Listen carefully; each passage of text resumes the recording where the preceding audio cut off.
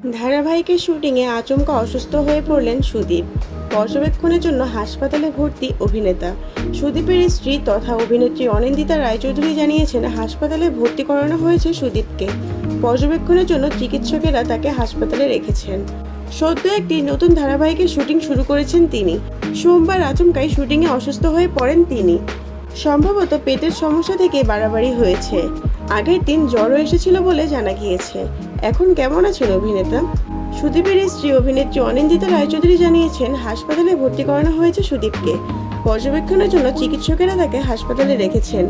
তবে আগের চেয়ে ভালো আছেন অভিনেতা।